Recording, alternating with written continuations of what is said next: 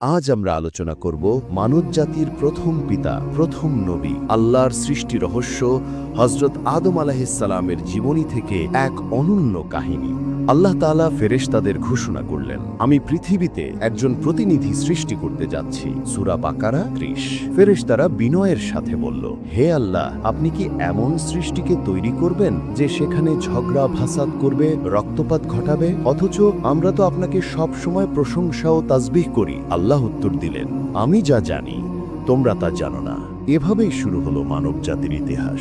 আল্লাহ তাআলা পৃথিবীর মাটি, ধুলা, পানি একত্র করে এক বিশেষ আকার বানালেন। প্রথমে সেটি ছিল নিষ্প্রাণ মূর্তি, পরে আল্লাহ তার মধ্যে রূহ বা আত্মা ফুঁকে দিলেন। হযরত আদম আলাইহিসসালাম তখন জীবন্ত হয়ে উঠলেন। তার দেহের প্রতিটি অঙ্গ প্রত্যঙ্গ সচল হলো। ফেরেশতারা বিস্ময়ে তাকিয়ে রইল। এরপর আল্লাহ আদেশ দিলেন, আমি আদমকে সৃষ্টি করেছি, তোমরা সবাই তাকে সেজদা করো। সূরা হিজর ২৯।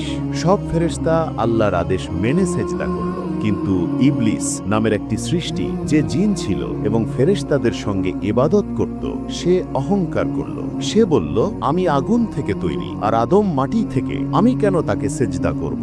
এই অহংকারের কারণে ইবলিস অভিশপ্ত হল এবং আল্লাহ তাকে জান্নাত থেকে বের করে দিলেন। তখন থেকেই সে প্রতিজ্ঞা করল আদমের সন্তানদের পথভ্রষ্ট করবে। জান্নাতের জীবন। আল্লাহ আদম আলাইহিসসালামকে জান্নাতে রাখলেন। সেখানে তিনি ছিলেন অশেষ সুখ শান্তিতে। আল্লাহ তাকে একজন সঙ্গী দিলেন, হাওয়া আলাইহিসসালাম। দুজন মিলে জান্নাতে থাকতেন, যা খুশি খেতেন, যা ইচ্ছা করতেন। তবে আল্লাহ একটা আদেশ দিলেন, তোমরা জান্নাতের সব ফল ভক্ষণ করতে পারো, কিন্তু এই নির্দিষ্ট গাছের কাছে যেও না। ইবলিসের প্রলোচনা। ইবলিস প্রতিজ্ঞা করেছিল মানুষকে বিভ্রান্ত করবে, তাই সে আদম আলাইহিসসালাম এবং হাওয়া আলাইহিসসালামকে কুমন্ত্রণায় ফেলল। সে বলল, আল্লাহ তোমাদের এই গাছ থেকে নিষেধ করেছেন, কারণ এতে অমরত্বের রহস্য আছে। যদি খাও তাহলে তোমরা কখনো মরবে না, বরং ফেরেশতার মতো হয়ে যাবে। আদম আলাইহিসসালাম এবং হাওয়া আলাইহিসসালাম ভুলবশত শয়তানের প্রলোচনায় পড়ে নিষিদ্ধ গাছের ফল খেলেন।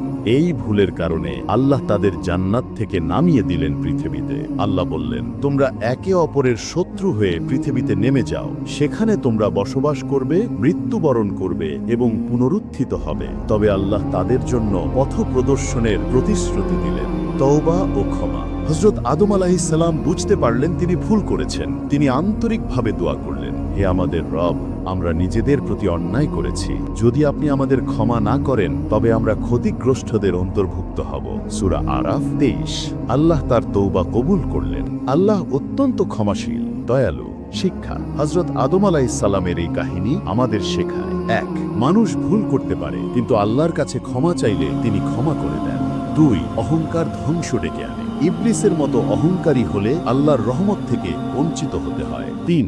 শয়তান সর্বদা প্রলোচন দেয়, তাই আমাদের সব সময় আল্লাহর জিকিরে থাকতে হবে। ৪. আল্লাহর আদেশই সর্বশ্রেষ্ঠ। কোনো কিছু নিষিদ্ধ করলে তার মধ্যে অবশ্যই হিকমা বা জ্ঞান ও শিক্ষা আছে। ৫. তওবা ও ধৈর্য হল ঈমানদারের মূল শক্তি। উপসংহার। হযরত আদম আলাইহিসসালামের এই কাহিনী শুধু ইতিহাস নয়, বরং প্রতিটি মুসলিমের জন্য শিক্ষার উৎস।